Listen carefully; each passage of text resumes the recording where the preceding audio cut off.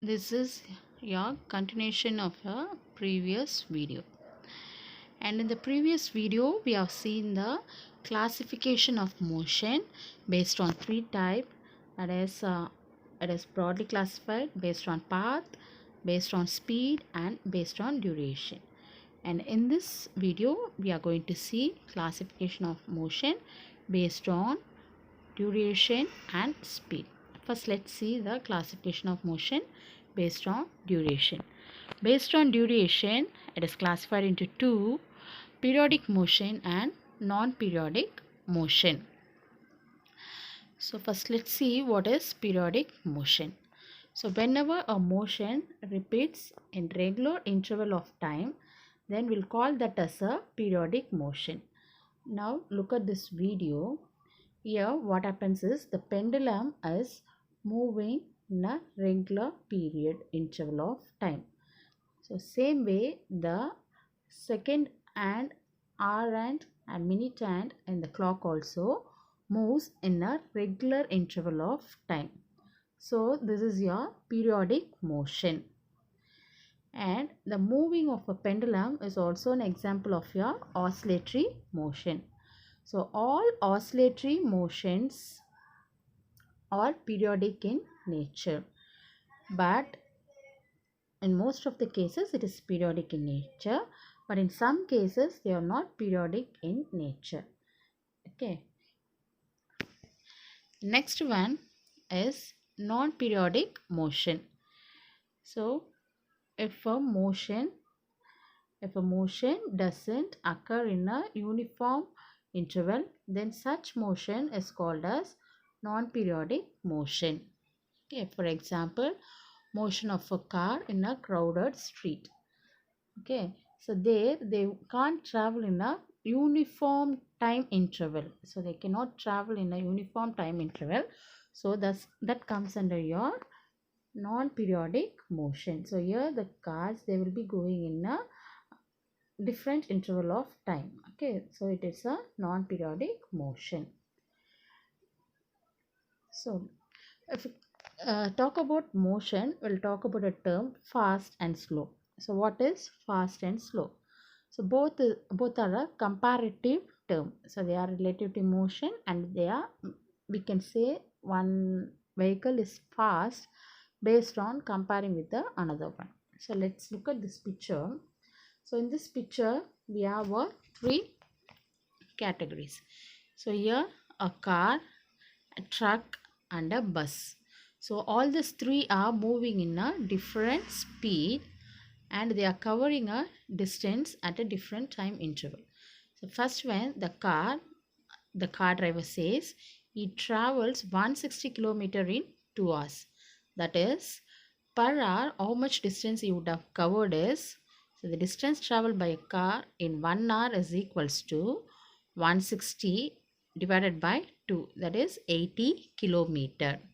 So next one, the bus driver, he says he had covered 200 kilometer in 4 hours. That is, the distance covered by a bus in 1 hour will be 200 divided by 4. So it is 50 kilometer. Next one, the truck driver, he says he has covered 300 kilometer in 5 hours.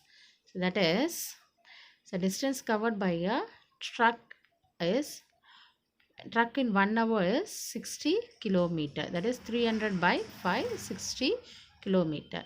So now what these people are asking is, so can you say who traveled with highest speed? So we have to compare the speed of all these three vehicles, and we have to say who has traveled and with the highest speed. So first we have, for to comparing, we have to convert all this thing in a uniform time. That is, we are converting everything in a hour. Okay, so how much distance we have covered in 1 hour, we have we are converted all those things. Now compare. So the car driver has covered 80 kilometer, the bus has covered 50 kilometer, the truck has covered 60 kilometer. So who is highest? The car. So he has covered 80 kilometer. So the highest fastest car, that is The person who travel with highest speed is car. Next, who is slowest one? Slowest is the bus because he has covered only 50 km in an hour. So the slowest is bus.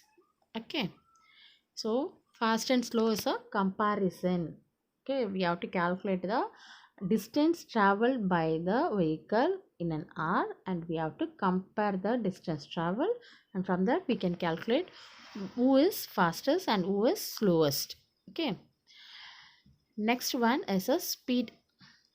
So speed is nothing but the distance traveled by an object in a unit time. We'll call that as a speed of an object. Next one, if an object traveled a distance d, consider if an object has traveled a distance d in time t, then the speed, average speed, we can write as average speed is equals to distance traveled by time taken. The formula for average speed is distance traveled by time taken, which is equals to d by t. Okay. So if you know the speed and time taken by an object, then we can also calculate how much distance the object has traveled. So we already know this formula for speed, that is speed is equals to distance traveled by time taken. So if we rearrange this equation, so we can get for distance. So distance is equals to speed into time. So if you know the speed and time of an object traveled, if we know the speed and time, we can calculate the distance traveled by the object. Okay.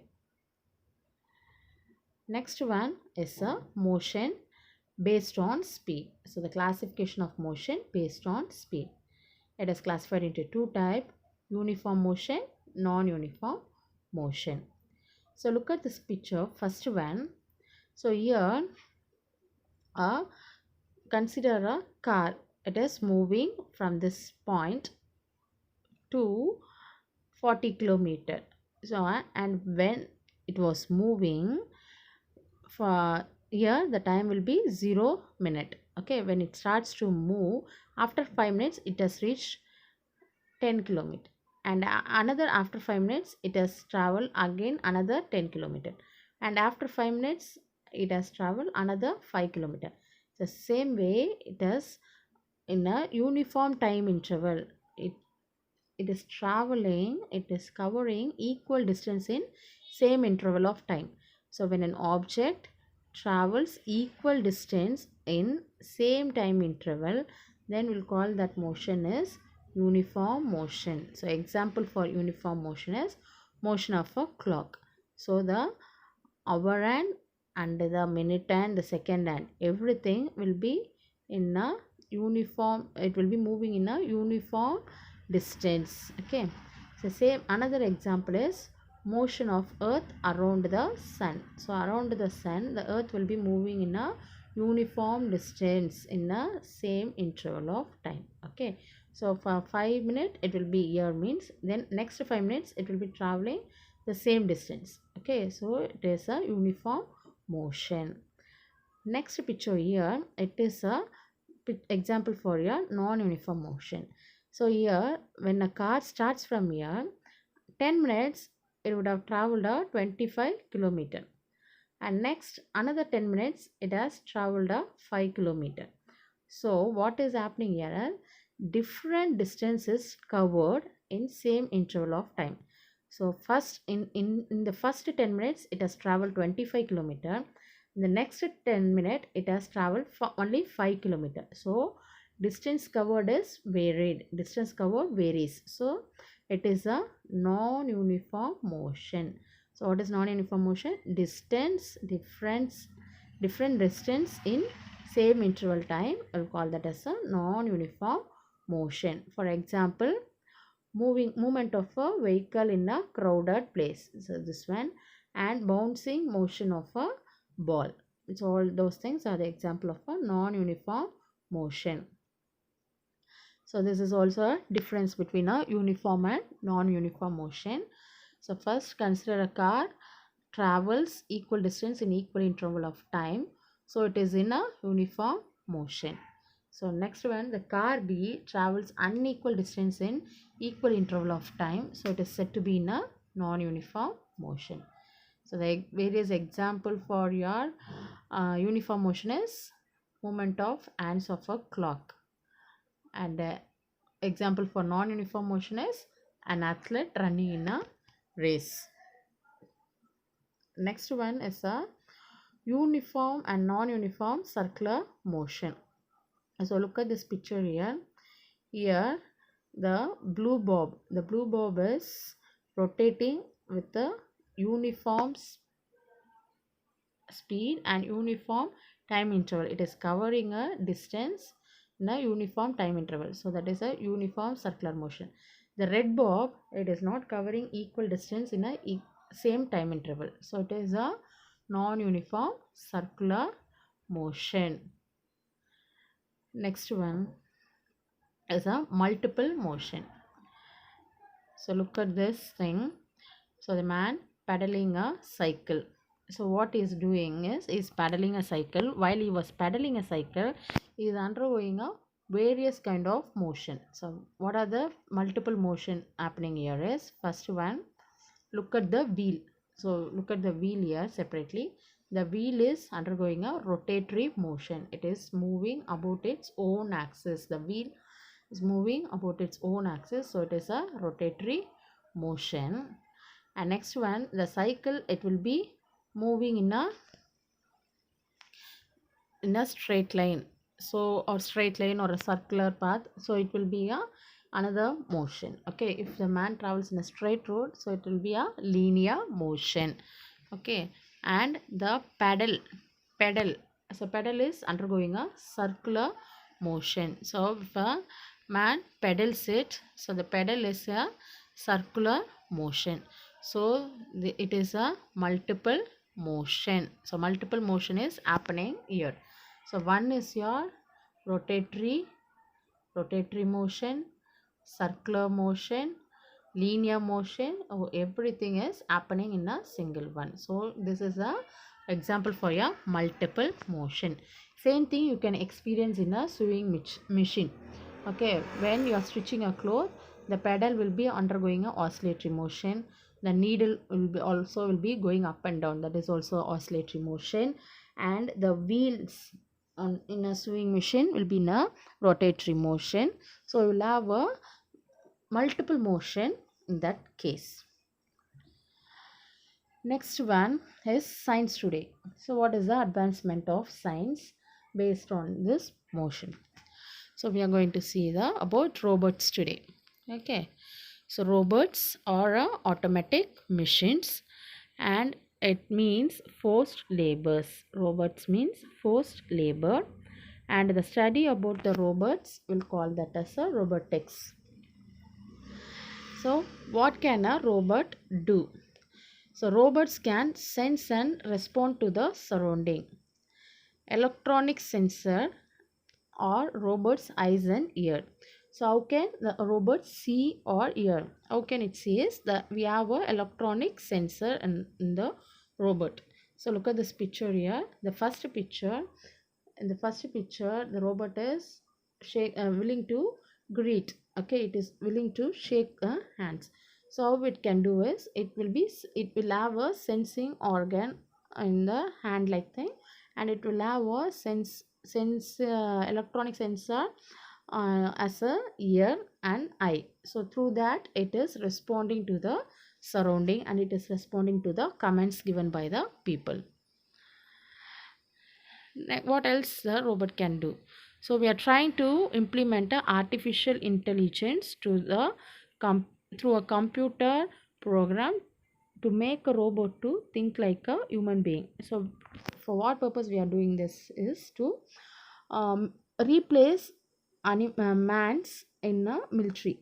Okay, so in a dangerous places where sending a human is very dangerous, we can send robot there, so that we can avoid a life. Okay, we can avoid a death. Okay, so that we can introduce the artificial intelligence.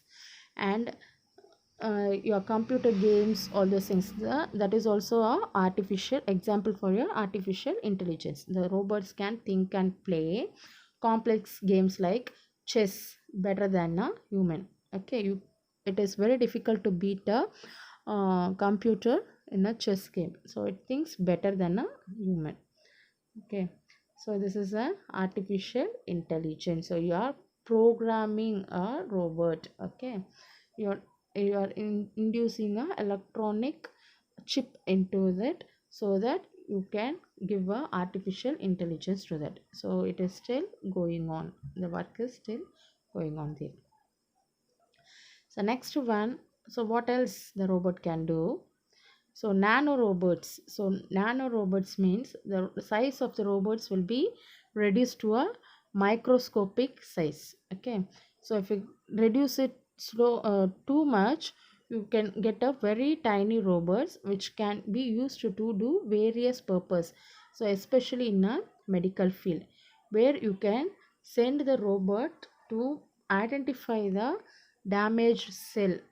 Okay, especially in a cancer treatment or something, it can we can say you can take this nano robot as a tablet like thing, so that it can go inside your body and it can identify the damaged cell or tissue, and it can replace it, so the treatment will be better and it will be more efficient. Okay, so these all the uses of the robots. So next one is a problem. We have to solve these things. First, I will read out the question. A vehicle covers a distance of 400 km in 5 hours. Calculates its average speed. So what are the things they have given here is, so they are given distance which is 400 km, and they are given time 5 hours. So what they asked to find is average speed. The formula to find average speed is equals to distance by time. So what you have to do is you have to directly substitute. So for distance you have to substitute 400 divided by 5. If you divide 400 by 5, you will get the answer, that is 80. And the unit for speed is, here what they have given is kilometer hour. Okay, the unit for speed here is kilometer per hour. Okay. So next one is evaluation. So what are the things you have gone through this lesson? So this is all the question, and I have given the answer for this also. You can study and write this as a test. So next one is also evaluation, and I have given you all answers for this time. And for room letter 6 and 7, I didn't mention the answer. So once we revise this lesson, I will send you the answers for room letter 6 and 7. Thank you, students. This lesson